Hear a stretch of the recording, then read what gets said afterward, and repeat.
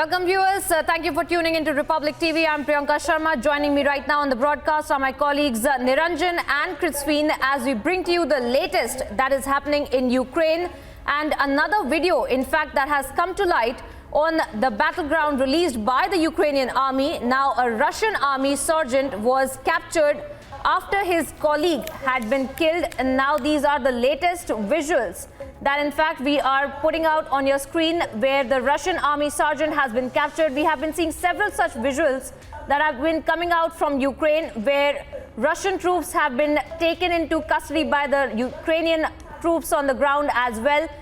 Isn't that right, Niranjan? We see those kind of visuals coming out on our screens. Earlier as well, we had seen how the Russian troops had been questioned by the Ukrainian troops and they had asked them why they were coming, why they had in fact come to Ukraine, and they had responded that it was to capture the entire territory. And this comes in the backdrop of the Russian troops making their way to Kyiv as well, Niranjan.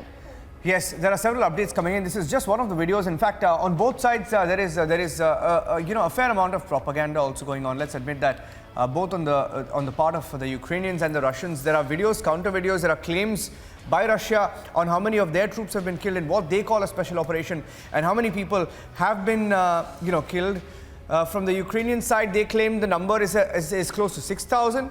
From the Russian side, they admit that about 500 have died in what they are calling a special operation. And there are videos that are being leaked. That's a breaking news update. Let's go across live. Let's cut across live. Let's cut across live. Максимально вашу работу. Как было договорено с президентами Зеленским и Путиным.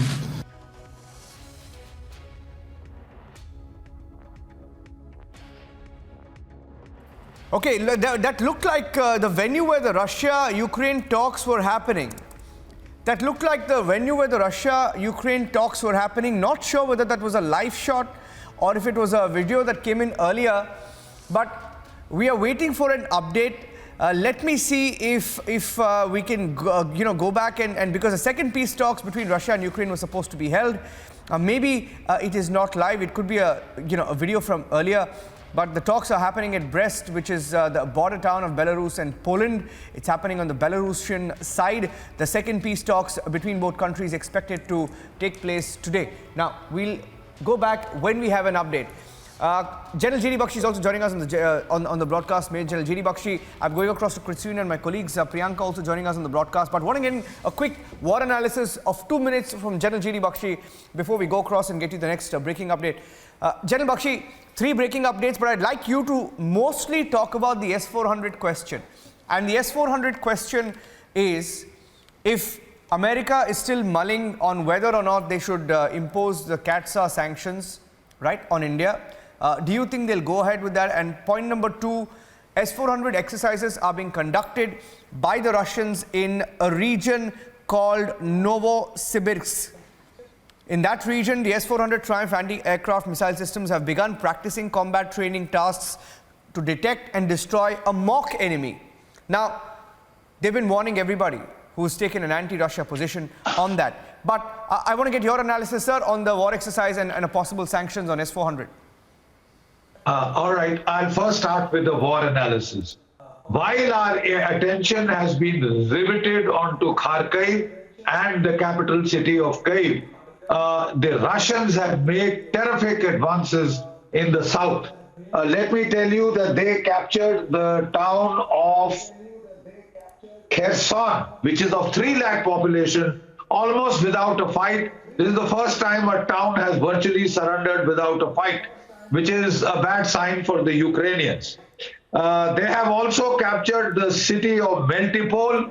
They have surrounded the port city of Odessa. They have surrounded the port city of Mariupol. With that, they have cut off the entire access of the Ukraine to the Black Sea, to the Sea of Azov. They have linked up with their forces from the south. They have linked up with their forces in Donbass. The land link to Crimea is now secure. They have virtually captured the territory, Russian-speaking territory they wanted in Donbass. They have linked up with the south. They have cut Ukraine off from all access to the sea.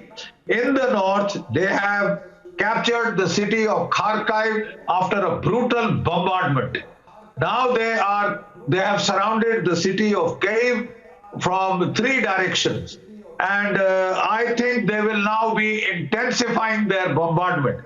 When we had held a war game of the Indian military review before the war started, we had anticipated that the war could last from 7 to 10 days.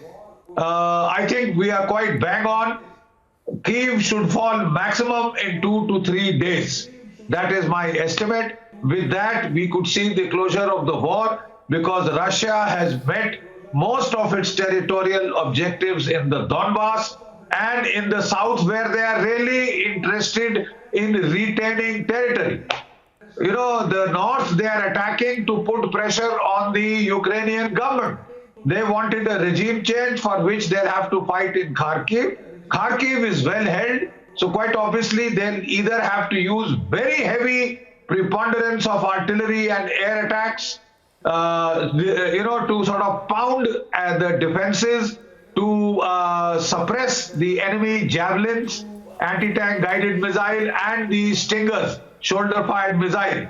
Heavy artillery fire would be required. I don't think they'll shy away from it now. First phase of the war, we saw them doing hybrid war. Now they have switched to maximalist, full-scale war. And you can have all the propaganda that you want, that how the Ukrainians are winning even while their capital is under attack. I'm sorry, let's go by facts on the ground. As a military analyst, I have to go by facts on the ground and not by propaganda. So this is more or less 2 to 3 days, it's all over. We could see possibly the Russians may announce a unilateral ceasefire once they have achieved all their objectives. One surprising factor is why they haven't gone for the Ukrainian president, the political leadership and the military leadership so far. Perhaps they want to keep them alive for the talks so far because they're having talks and all that. But after this, I think they will go for endgame. So to all the people who like to believe Ukrainian, American, Yes. NATO propaganda, please go by facts, number one. Number two, you asked a very interesting question on the S-400. Last 2 days, you saw no Russian planes over Kyiv and Kharkiv. That is because the Russians were dominating the airspace with their S-400, S-500 Triumph missile systems. All the Turkish Bakhtiar UAVs that rose and a few scattered aircraft of the Ukrainians that were left, they were shot down.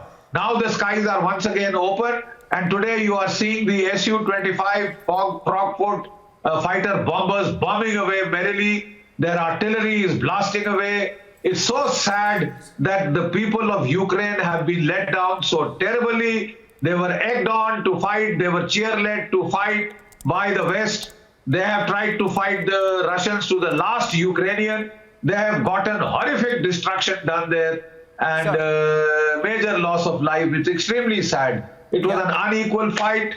In Iraq, the Russians had advised the Iraqis to switch to guerrilla warfare and not lose too heavily. I think the same advice would be applicable to the Ukrainians. The more they fight conventionally, it is an unequal fight, the more they will lose.